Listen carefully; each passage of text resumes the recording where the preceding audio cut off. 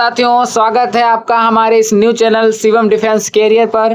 दोस्तों, आशा होगी आप लोग अच्छे होंगे और आप लोगों की तैयारी बेस्ट चल रही होगी। तो दोस्तों, आज हम बात करने वाले हैं, आज हमारी जो क्लास है संविधान की वो है क्लास 3। तो आज दोस्तों हम बात करेंगे संविधान सभा की बैठक। संविधान सभा की बैठकों की बात करेंगे और किस प्रकार से हमारा भारत देश आजाद हुआ उसके बारे में हम बात करेंगे। तो दोस्तों, आप लोगों से निवेदन है कि जो मेरे पहली बार चैनल पर आए हैं तो प्लीज वीडियो को लाइक और चैनल को सब्सक्राइब जरूर करें, ताकि पढ़ाई से रिलेटेड जो भी जानकारी हो वो आप तक तुरंत पहुंचे। तो दोस्तों, देर ना करके हम अपने टॉपिकों की ओर चलते हैं। तो दोस्तों, आज हम बात करते हैं संविधान सभा की। किसकी दोस्तों? संविधान सभा की बैठकों के बारे में हम बात करते हैं। तो दोस्तों, हेडिंग डालेंगे हम संविधान सभा, ठीक है। अब इसकी जो पहली बैठक होती है, क्या दोस्तों? पहली बैठक। तो हेडिंग डालेंगे पहली बैठक। पहली बैठक, ठीक है दोस्तों। पहली बैठक जो है संविधान सभा की थी वो कब हुई?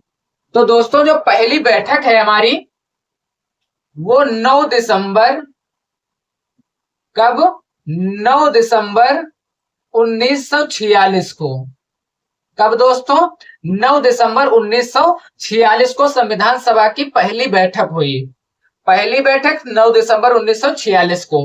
बहुत ही इंपॉर्टेंट क्वेश्चन है, हर एग्जाम में ये पूछा जाता है। ये जो संविधान सभा की बैठक है, यहां से क्वेश्चन जरूर बनता है। तो दोस्तों, पहली बैठक कब होती है? 9 दिसंबर 1946 को। ये कहां पर बैठक होती है? तो स्थान लिखेंगे दिल्ली में चेंबर ऑफ काउंसलिंग पुस्तकालय में। चेंबर ऑफ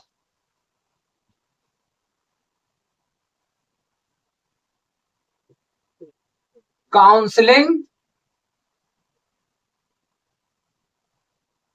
पुस्तकालय में, ठीक है दोस्तों। कहां पर बैठक होती है?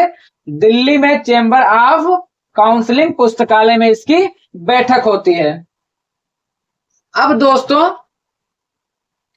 जब इसकी बैठक हुई, क्योंकि दोस्तों हम लोगों को अब आजाद की बारी आ रही थी हमारे भारत देश की, तो जो हमारे भारतीय लोग थे वो जब जाने की 9 दिसंबर 1946 को बैठक होगी, तो क्या हुआ? उनको रात को नींद नहीं आई। जैसे आप ही मानिए, मान लिया आपका सिलेक्शन हो जाए और आपको कल ज्वाइनिंग पर जाना हो, तो आपको नींद नहीं आएगी। तो इसी प्रकार हमारे भारतीय लोगों को भी नींद नहीं आई और मीटिंग थी 10 बजे की। कितने बजे की दोस्तों? 10 बजे की, ठीक है। और पहुंच कितने बजे गए? 8 बजे ही, क्योंकि इतनी खुशी थी कि हमारा भारत देश आजाद हो जाएगा। तो दोस्तों, जो पहले थे वो हमारे डॉक्टर सच्चिदानंद सिन्हा पहुंच गए। कौन दोस्तों? डॉक्टर सच्चिदानंद सिन्हा पहुंच गए ये पहली बैठक में, पहले ही। अब जब सभी लोग एकत्रित हुए एक पास, तो उन्होंने सोचा कि इसका अध्यक्ष किसको बनाया जाए। किसका? संविधान सभा का पहली बैठक का अध्यक्ष किसको बनाया जाए। तो वहां पे जो डॉक्टर सच्चिदानंद सिन्हा थे वो बहुत बूढ़े बाढ़े आदमी थे, तो सबके मन में आया कि इन्हीं को हम अध्यक्ष बना देते हैं इसके पहली बैठक के। तो क्या हुआ? तो इसके अध्यक्ष कौन बने? डॉक्टर सच्चिदानंद सिन्हा। क्वेश्चन पूछता है कि पहली बैठक के अध्यक्ष कौन थे? तो डॉक्टर सच्चिदानंद सिन्हा। तो हम लिखेंगे अध्यक्ष डॉक्टर सच्चिदानंद सिन्हा। डॉक्टर सच्चिदानंद सिन्हा। कौन दोस्तों? डॉक्टर सच्चिदानंद सिन्हा। और ध्यान रखना दोस्तों, इन्हें वरिष्ठता के आधार पर चुना गया था। किसके आधार पर? वरिष्ठता के आधार पर। वरिष्ठता का मतलब होता है ये बूढ़े बाढ़े आदमी थे, सबसे बड़े थे, तो उनके आधार पर इन्हें अध्यक्ष चुना गया था पहली बैठक का। अब दोस्तों क्या होता है, ये अस्थायी अध्यक्ष थे। कौन दोस्तों? अस्थायी अध्यक्ष। अस्थायी अध्यक्ष पूछ लेता है कि जो अस्थायी अध्यक्ष थे संविधान सभा के वो कौन थे, तो डॉक्टर सच्चिदानंद सिन्हा। ठीक है, वरिष्ठता के आधार पर इन्हें चुना गया था। अब दोस्तों क्या होता है, जब इसमें पहली बैठक होती है, जो सब लोग एकत्रित होते हैं, तो डॉक्टर सच्चिदानंद सिन्हा जो थे वो बड़े बूढ़े बाड़े आदमी तो उन्होंने कहा कि मुझसे बैठा नहीं जाता है इतनी देर, तो इनका मतलब मन खराब हुआ, तो ये कहने लगे कि मैं यहाँ पर इतनी देर तक नहीं बैठ पाऊंगा। तो इन्होंने क्या किया, ये तो अध्यक्ष थे पहली बैठक के, तो इन्होंने क्या किया, मनोनीत किया किसको, मनोनीत किया किसको, फ्रैंक एंथोनी को, जो इसके उपाध्यक्ष थे। कौन दोस्तों, उपाध्यक्ष थे कौन, फ्रैंक एंथोनी, फ्रैंक एंथोनी। उपाध्यक्ष कौन थे, फ्रैंक एंथोनी। तभी इसके लिए इन्हें अस्थायी अध्यक्ष कहा जाता है। स्थायी और अस्थायी का मतलब होता है, अस्थायी वो मतलब होता है जो हमेशा ना रहे, और स्थायी का मतलब होता है जो हमेशा रहे। तो इन्होंने क्या किया, डॉक्टर सच्चिदानंद सिन्हा मनोनीत किया किसको, फ्रैंक एंथोनी को, जिनको उपाध्यक्ष कहा जाता है। संविधान सभा की पहली बैठक के उपाध्यक्ष फ्रैंक एंथोनी। तो दोस्तों आप लोग ये सब समझ गए होंगे कि पहली बैठक 9 दिसंबर 1946 को स्थान दिल्ली में चैम्बर ऑफ काउंसिलिंग पुस्तकालय में अध्यक्ष जो थे, तो इसके डॉक्टर सच्चिदानंद सिन्हा जो अस्थायी अध्यक्ष थे, और इन्हें वरिष्ठता के आधार पर चुना गया था, क्योंकि ये बूढ़े बाड़े आदमी थे, तो इनको ही अध्यक्ष बनाया गया था। और इनको क्या हुआ, इनकी तबीयत, ये जान लगे कि मेरी तबीयत खराब हो जाएगी, तो इन्होंने मनोनीत कर दिया किसको, फ्रैंक एंथोनी को, जो इसके उपाध्यक्ष रहे हैं। तो दोस्तों पहली बैठक के बारे में इतना हमें याद होना चाहिए। ठीक है दोस्तों, तो अब हम चलते हैं दूसरी बैठक की ओर। तो चलते हैं नेक्स्ट पेज पे, हेडिंग डालेंगे दूसरी बैठक, दूसरी बैठक। अब जब दूसरी बैठक होती है तो ये कब होती है दोस्तों, तो दोस्तों ये होती है 11 दिसंबर, कब दोस्तों, 11 दिसंबर 1946 को। दूसरी बैठक होती है 11 दिसंबर 1946 को, संविधान सभा की दूसरी बैठक 11 दिसंबर 1946 को। अब ये कहां पर होती है, तो डालेंगे स्थान। तो दोस्तों जहां पर पहली बैठक हुई थी वहीं पर ये दूसरी बैठक होती है, तो कहां पर, दिल्ली में, दिल्ली में चैम्बर ऑफ काउंसलिंग पुस्तकालय में, पुस्तकालय में संविधान सभा की दूसरी बैठक 11 दिसंबर 1946 को, स्थान कहां, दिल्ली में चैम्बर ऑफ काउंसलिंग पुस्तकालय में होती है दोस्तों। अब जो दोस्तों इसके दूसरी बैठक के अध्यक्ष कौन बनते हैं, तो दोस्तों दूसरी बैठक के अध्यक्ष लिखेंगे हम, तो दोस्तों दूसरी बैठक के अध्यक्ष बनते हैं डॉक्टर राजेंद्र प्रसाद। कौन दोस्तों, डॉक्टर राजेंद्र प्रसाद। और ये बात ध्यान से समझना दोस्तों, जो डॉक्टर राजेंद्र प्रसाद जी थे वो स्थायी अध्यक्ष थे, स्थायी अध्यक्ष। ठीक है दोस्तों, हो सकता है क्वेश्चन कि संविधान सभा के स्थायी अध्यक्ष डॉक्टर राजेंद्र प्रसाद और संविधान सभा के अस्थायी अध्यक्ष डॉक्टर सच्चिदानंद सिन्हा, जो आपको मैं पहली बैठक में बता चुका हूं। स्थायी का मतलब होता है जो हमेशा लगातार रहा हो। ठीक है दोस्तों, अब दूसरी बैठक के उपाध्यक्ष कौन बनते हैं, तो हम लिखेंगे उपाध्यक्ष, उपाध्यक्ष। तो दोस्तों जो इसके उपाध्यक्ष थे वो थे दो, कौन कौन, एक नंबर लिखेंगे हरेंद्र कुमार मुखर्जी, हरेंद्र कुमार मुखर्जी, और एक थे वीटी कृष्णामचारी। कौन दोस्तों, वीटी कृष्णामचारी। दोस्तों जैसे क्वेश्चन आ जाए कि संविधान सभा दूसरी बैठक के उपाध्यक्ष कौन थे, तो जो दो हैं उसमें से एक ऑप्शन दिया होगा, तो जो भी ऑप्शन हो उसको पे टिक लगा देना, आपका राइट आंसर हो जाएगा। अब इसके उपाध्यक्ष की बात कर लिया, अब दूसरी बैठक के सचिव कौन बनते हैं, तो लिखेंगे सचिव। कौन दोस्तों, सचिव। तो दोस्तों जो सचिव थे वो थे HVR अयंगर। कौन दोस्तों? HVR अयंगर। ठीक है दोस्तों। अब इसके सलाहकार बनते हैं दूसरी बैठक के सलाहकार। ध्यान से पढ़ते रहना दोस्तों, जो मैं बता रहा हूं उसको उस पर फोकस करना। ठीक है दोस्तों, ये बहुत इंपॉर्टेंट क्वेश्चन है, ये क्वेश्चन बनते ही एग्जाम में।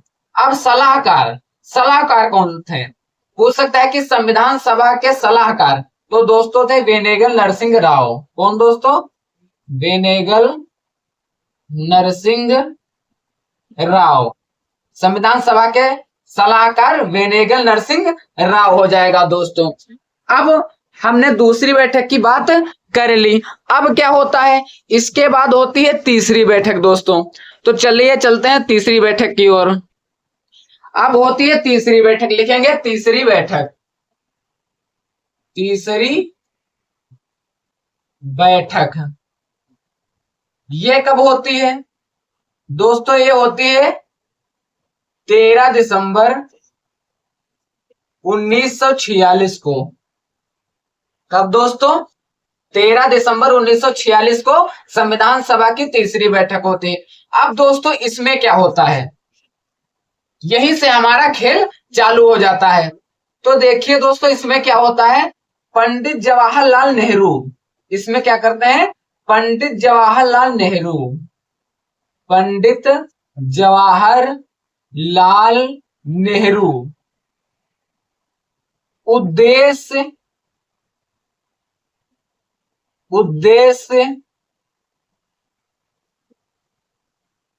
प्रस्ताव पेश किया। पंडित जवाहरलाल नेहरू ने, यहां पे लिख लो, उद्देश्य प्रस्ताव पेश किया। तीसरी बैठक में क्या किया कि पंडित जवाहरलाल नेहरू उद्देश्य प्रस्ताव पेश किया। किसमें?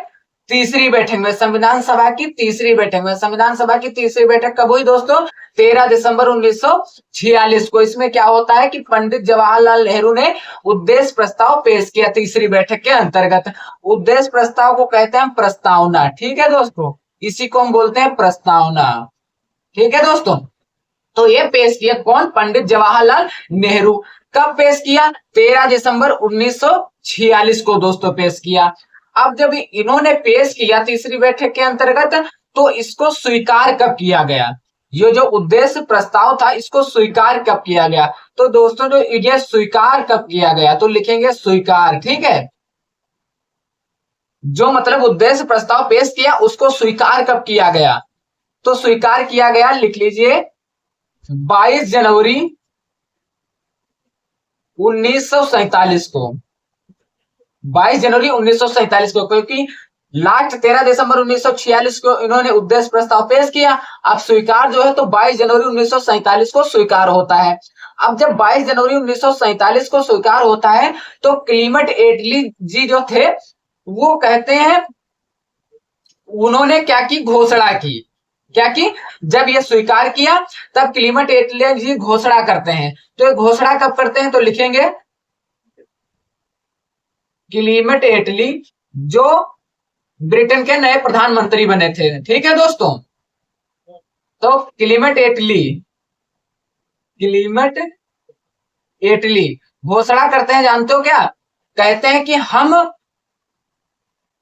देखिए जो क्लीमेंट एटली घोषणा कब करते हैं, पहले इस पे हम बात करते हैं। तो ये करते हैं 20 फरवरी 1947 को दोस्तों। कब दोस्तों? 20 फरवरी 1947 को करते हैं। ठीक है, अब 20 फरवरी 1947 को जब घोषणा करते हैं तब क्या कहते हैं इसमें? तो कहते हैं हम 30 जून 1947 को हम भारत को आजाद कर देंगे।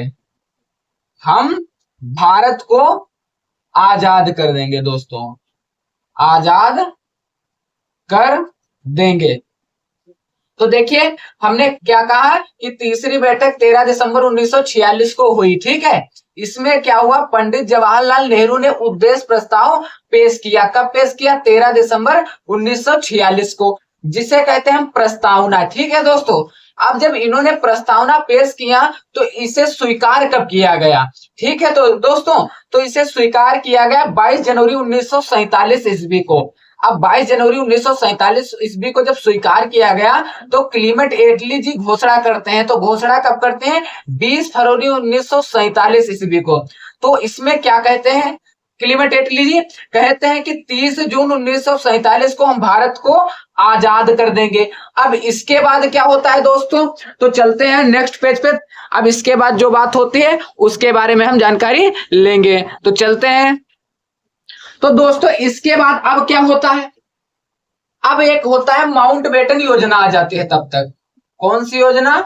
माउंट बेटन योजना। माउंट बेटन योजना, ठीक है दोस्तों, माउंट बेटन योजना आ जाती है। अब ये कब आती है? ये आती है 3 जून 1947 ईस्वी को। कब दोस्तों? माउंट बेटन योजना आती है 3 जून 1947 को। अब इसमें क्या होता है? देखिए क्लीमेंट एटली जी ने बोला कि हम 30 जून 1947 को हम भारत को आजाद कर देंगे। तब तक क्या होता है? माउंट बेटन योजना आ जाती है। कब आती है? 3 जून 1947 को। अब इसमें क्या होता है? ये कर देता है द्विराष्ट्र का सिद्धांत। क्या दोस्तों? द्विराष्ट्र का सिद्धांत दोस्तों, सिद्धांत, ठीक है, द्विराष्ट्र का सिद्धांत कर देता है। अब द्विराष्ट्र का मतलब क्या होता है दोस्तों? तो दोस्तों द्विराष्ट्र का मतलब होता है भारत का विभाजन। भारत का विभाजन, ठीक है दोस्तों, भारत का विभाजन हो जाता है। अब जब भारत का विभाजन होता है, भारत का विभाजन का मतलब क्या होता है दोस्तों? पहले जो था तो भारत और पाकिस्तान एक में ही था। तो जब माउंट बेटन योजना आ जाती है 3 जून 1947 को, इसमें हो जाता है द्विराष्ट्र का सिद्धांत।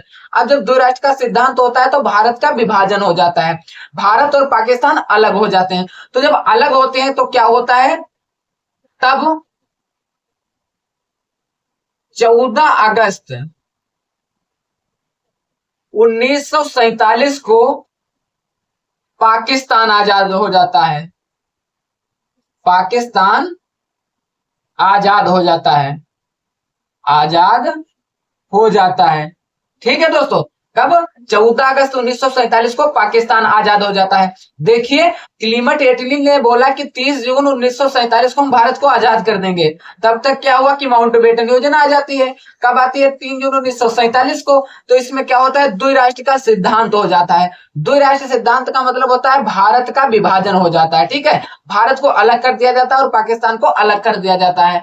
जब अलग कर दिया जाता है तब 14 अगस्त 1947 को पाकिस्तान आजाद हो जाता है। अब और जब पाकिस्तान आजाद होता है तो इसके प्रधानमंत्री कौन बनते हैं? ठीक है दोस्तों, कौन? प्रधानमंत्री। तो प्रधानमंत्री इसके बनते हैं लियाकत अली। कौन दोस्तों? लियाकत अली, ठीक है।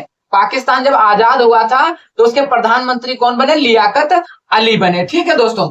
अब जब 14 अगस्त 1947 को पाकिस्तान आजाद हो गया तब क्या हुआ? फिर 15 अगस्त को, तब 15 अगस्त 1947 को हमारा प्यारा भारत आजाद हो जाता है।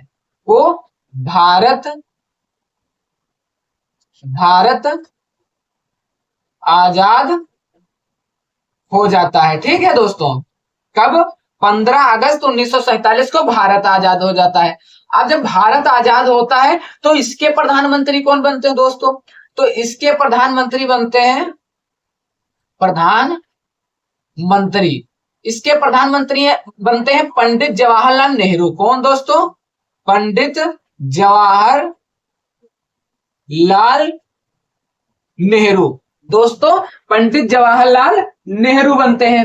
अब जब ये आजाद हो गया तो इसके बनते हैं मंत्रिमंडल, भारत के मंत्रिमंडल बनते हैं। तो उसमें कौन कौन मंत्री, कौन प्रधानमंत्री, कौन गृह मंत्री, कौन शिक्षा मंत्री, वो हम बात करते हैं नेक्स्ट पेज पे दोस्तों। तो हम समझ गए कि कब आजाद हुआ? पाकिस्तान आजाद हुआ 14 अगस्त 1947 को। ठीक है, पाकिस्तान कब आजाद हुआ? 14 अगस्त 1947 को। ठीक है, 14 अगस्त 1947 को। प्रधानमंत्री कौन बने? लियाकत अली, जब आजाद हुआ। और फिर क्या हुआ? तब 15 अगस्त 1947 को भारत आजाद हो जाता है। इसके प्रधानमंत्री कौन बनते हैं? पंडित जवाहरलाल नेहरू दोस्तों बनते हैं। अब इसके बाद बनते हैं मंत्रिमंडल। तो चलते हैं मंत्रिमंडल की हम बात कर लेते हैं। हाँ, तो अब हम बात करेंगे मंत्रिमंडल की। तो हेडिंग डालेंगे मंत्रिमंडल। मंत्रिमंडल, मंत्रिमंडल। अब जब भारत आजाद हुआ तो इसमें मंत्रिमंडल बनते हैं। ठीक है, अब कौन कौन से व्यक्ति, कौन कौन से मंत्री बनते हैं, इसमें हम डिस्कस करेंगे। तो दोस्तों अब इसके बनते हैं प्रधानमंत्री। कौन बनते हैं दोस्तों? प्रधानमंत्री। तो हमने अभी बताया, लिखिए प्रधानमंत्री। प्रधानमंत्री दोस्तों हमने अभी बताया है कि जब भारत आजाद हुआ तो प्रधानमंत्री कौन बनते हैं? पंडित जवाहरलाल नेहरू। ठीक है, पंडित जवाहरलाल नेहरू दोस्तों। कौन? पंडित जवाहरलाल नेहरू। और एक बात याद रखना दोस्तों, ये विदेश मंत्री भी थे। ठीक है, क्वेश्चन पूछ लेता है कि ऐसे कौन से व्यक्ति हैं जो प्रधानमंत्री और विदेश मंत्री दोनों रहे हैं। तो कौन है? पंडित जवाहरलाल नेहरू, तो विदेश मंत्री भी थे। ठीक है दोस्तों, अब इसके गृह मंत्री कौन बनते हैं? तो हेडिंग डालेंगे गृह मंत्री। गृह मंत्री। तो दोस्तों जो गृह मंत्री थे वो बने सरदार वल्लभ भाई पटेल। कौन दोस्तों? सरदार वल्लभ भाई पटेल। ठीक है दोस्तों, अब गृह मंत्री बन चुके। अब बनते हैं इसके बाद शिक्षा मंत्री। शिक्षा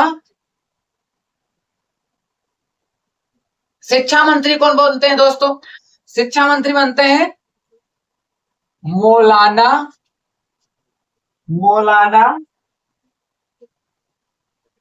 अब्दुल कलाम आजाद दोस्तों। कौन दोस्तों? मौलाना अब्दुल कलाम आजाद बनते हैं क्या? शिक्षा मंत्री। जब भारत आजाद होता है तो जो मंत्रिमंडल बनते हैं, प्रधानमंत्री पंडित जवाहरलाल नेहरू, जो विदेश मंत्री भी थे, गृह मंत्री सरदार वल्लभ भाई पटेल और शिक्षा मंत्री मौलाना अब्दुल कलाम आजाद। अब इसके बनते हैं कृषि एवं खाद्य मंत्री। कौन दोस्तों? कृषि एवं खाद्य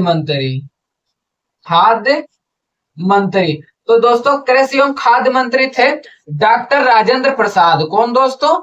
डॉक्टर राजेंद्र प्रसाद। दोस्तों ये सब आप लोग याद कर लेना, रिवीजन करते रहना, आप लोगों को ये सब याद हो जाएगा, बहुत इंपॉर्टेंट है ये चैप्टर। ठीक है, तो कृषि एवं खाद्य मंत्री कौन बनते हैं? डॉक्टर राजेंद्र प्रसाद। अब इसके बाद बनते हैं स्वास्थ्य मंत्री। दोस्तों इसके स्वास्थ्य मंत्री कौन बनते हैं? राजकुमारी अमृता कौर। ठीक है, राजकुमारी अमृता कौर। दोस्तों ये याद रखना है, ये भारत की पहली महिला मंत्री थी। भारत की पहली महिला मंत्री कौन बनी? राजकुमारी अमृता कौर। क्या थी? स्वास्थ्य मंत्री। भारत की पहली महिला मंत्री। दोस्तों जब संविधान टॉपिक हमारा समाप्त हो जाएगा तब हम इसके लाएंगे पीवाईक्यू क्वेश्चन, आप लोगों का रिवीजन अच्छे से करवाएंगे दोस्तों। तो किस प्रकार से एग्जाम में क्वेश्चन बनते हैं वो सब हम लाएंगे। तो स्वास्थ्य मंत्री कौन? राजकुमारी अमृता कौर, जो भारत की पहली महिला मंत्री थी दोस्तों। ठीक है, कृषि एवं खाद्य मंत्री डॉक्टर राजेंद्र प्रसाद। अब इसके बाद बनते हैं श्रम मंत्री कौन बनता है? श्रम मंत्री बनते हैं बाबू जगजीवन राम। कौन दोस्तों? बाबू जगजीवन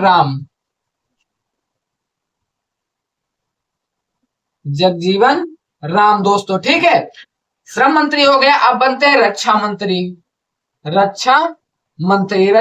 कौन बनते हैं? रक्षा मंत्री बनते हैं बलदेव सिंह। कौन दोस्तों? बलदेव सिंह। ठीक है दोस्तों, अब इसके बाद बनते हैं रेल मंत्री। रेल मंत्री, रेल मंत्री कौन दोस्तों बनता है? जॉन मथाई। कौन दोस्तों? जॉन मथाई, रेल मंत्री दोस्तों। ठीक है दोस्तों। अब इसके बाद बनते हैं वित्त मंत्री। वित्त मंत्री, तो वित्त मंत्री कौन बनता है? षडमुखम रेड्डी। कौन दोस्तों? षडमुखम रेड्डी। ठीक है दोस्तों, षडमुखम रेड्डी। अब वित्त मंत्री हो गया। अब इसके बाद कौन बनता है दोस्तों? इधर लिखेंगे। इसके बाद बनते हैं विधि मंत्री। कौन दोस्तों? विधि मंत्री। विधि मंत्री कौन बनता है? डॉक्टर भीमराव अंबेडकर। कौन दोस्तों? डॉक्टर भीमराव अंबेडकर दोस्तों। ठीक है, तो हम लोग बात कर चुके हैं कि कौन क्या बनता है दोस्तों मंत्रिमंडल में, कौन कौन से, जब भारत आजाद होता है तो कौन कौन से क्या बनते हैं दोस्तों। प्रधानमंत्री पंडित जवाहरलाल नेहरू जो विदेश मंत्री थे, गृह मंत्री सरदार वल्लभ भाई पटेल, गृह मंत्री सरदार वल्लभ भाई पटेल, शिक्षा मंत्री मौलाना अब्दुल कलाम आजाद, कृषि एवं खाद्य मंत्री डॉक्टर राजेंद्र प्रसाद, स्वास्थ्य मंत्री राजकुमारी अमृता कौर जो भारत की पहली महिला मंत्री रही है। ठीक है दोस्तों, ये क्वेश्चन बहुत इंपॉर्टेंट है कि भारत की पहली महिला मंत्री राजकुमारी अमृता कौर दोस्तों। अब श्रम मंत्री बाबू जगजीवन राम दोस्तों, रक्षा मंत्री बलदेव सिंह, रेल मंत्री जॉन मथाई, वित्त मंत्री षडमुखम रेड्डी और विधि मंत्री डॉक्टर भीमराव अंबेडकर दोस्तों। अब ये हमारी मंत्रिमंडल की बात हो जाती है दोस्तों। अब हम बात करते हैं कि संविधान किस तरह हमारे देश में लागू हुआ दोस्तों।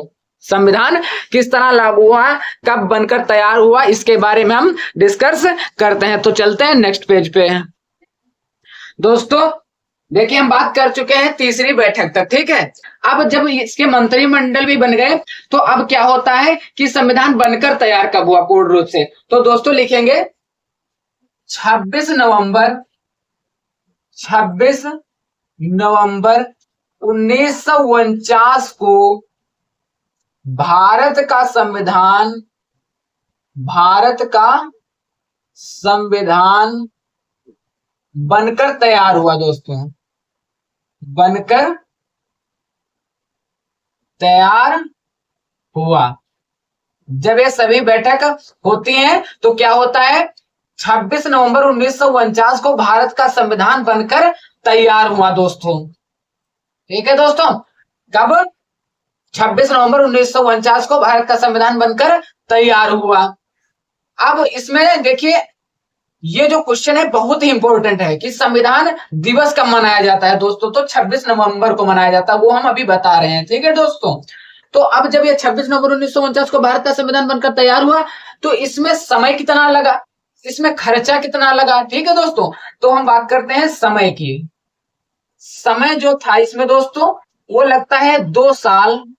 इंपॉर्टेंट क्वेश्चन, 2 साल 11 माह, माह का मतलब महीना। ठीक है दोस्तों, 2 साल 11 माह और 18 दिन। ठीक है दोस्तों, कितना? 2 साल 11 माह और 18 दिन लगते हैं संविधान बनने में। ठीक है दोस्तों, बनकर कब तैयार हुआ? 26 नवंबर 1949 को भारत का संविधान बनकर तैयार हुआ। समय कितना लगा? 2 साल 11 माह 18 दिन। अब दोस्तों इसमें खर्चा की हम बात करते हैं। जब संविधान हमारा बना तो इसमें खर्चा कितना हुआ, तो दोस्तों खर्चा हुआ लगभग 64 लाख। कितना दोस्तों? लगभग 64 लाख। ठीक है दोस्तों, लगभग 64 लाख। अब दोस्तों जो संविधान था इसको हम कानून दिवस के भी रूप में मनाते हैं। तो दिवस हम डालेंगे तो हम लिखेंगे कानून दिवस। ठीक है, कानून दिवस या फिर संविधान दिवस। संविधान दिवस। क्वेश्चन आता है कि संविधान दिवस कब मनाया गया, तो 26 नवंबर 1949 को। कानून दिवस 26 नवंबर 1949 को। इसमें समय कितना लगा संविधान बनने में? समय 2 साल 11 माह 18 दिन। खर्चा लगभग 64 लाख का खर्चा हुआ दोस्तों। अब जब ये पूर्ण रूप से हो जाता है कि समय 2 साल 11 माह 18 दिन, खर्चा लगभग 64 लाख, दिवस कानून दिवस के रूप में और संविधान दिवस के रूप में मनाया जाता है। अब इसके बाद दोस्तों क्या होती है कि संविधान सभा की अंतिम बैठक होती है दोस्तों, और कब लागू होता है इसके बारे में हम चर्चा करते हैं। तो चलते हैं दोस्तों नेक्स्ट पेज पे। अब हेडिंग डालेंगे संविधान सभा की अंतिम बैठक। दोस्तों क्या संविधान सभा की अंतिम बैठक,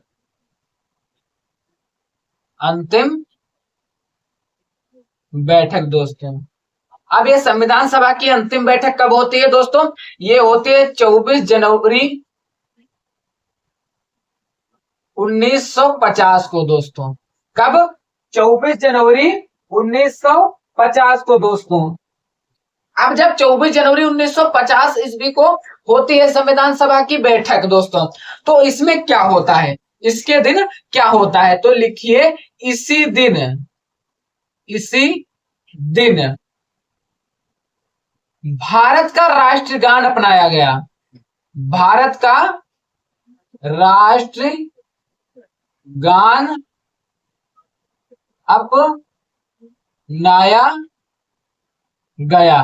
ठीक है दोस्तों, भारत का राष्ट्रगान अपनाया गया। हमारे भारत का राष्ट्रगान क्या है? जनगण मन दोस्तों। ठीक है, फिर इसी दिन क्या हुआ? भारत का राष्ट्रगान अपनाया गया और क्या हुआ?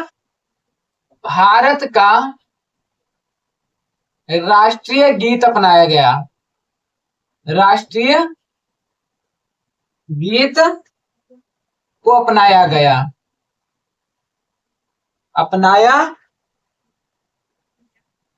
दोस्तों। क्या हुआ? भारत का राष्ट्रगान अपनाया गया और भारत का राष्ट्रगीत को अपनाया गया दोस्तों। और इसी दिन क्या होता है? डॉक्टर राजेंद्र प्रसाद को भारत का राष्ट्रपति बनाया गया। भारत का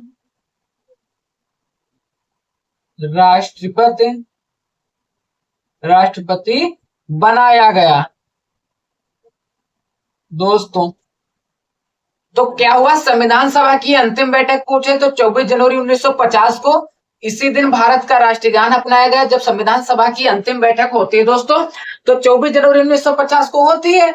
इसी दिन क्या होता है? भारत का राष्ट्रगान अपनाया गया और इसी दिन भारत का राष्ट्रगीत अपनाया गया। ठीक है, वंदे मातरम, जिसे राष्ट्रगीत क्या है? वंदे मातरम दोस्तों।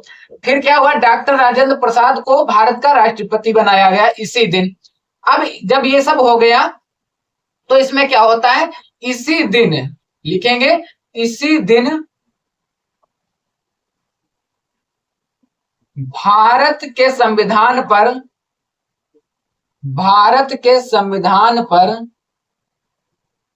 284 सदस्यों ने हस्ताक्षर की दोस्तों। हस्ताक्षर की पूछ लेता है कि भारत के संविधान पर कितने लोगों ने, कितने सदस्यों ने हस्ताक्षर की? तो कितने दोस्तों? 284 सदस्यों ने हस्ताक्षर किए। इसी दिन भारत के संविधान पर 284 सदस्यों ने हस्ताक्षर की। अब जब हस्ताक्षर की दोस्तों, तो अब इसमें बात करेंगे कि पहली हस्ताक्षर किसकी थी और अंतिम हस्ताक्षर किसकी थी। तो दोस्तों जो पहली हस्ताक्षर और अंतिम हस्ताक्षर, हेडिंग डालेंगे पहली हस्ताक्षर।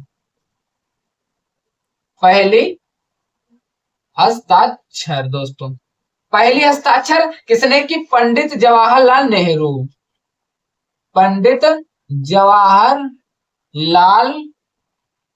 नेहरू दोस्तों। ठीक है, और अंतिम हस्ताक्षर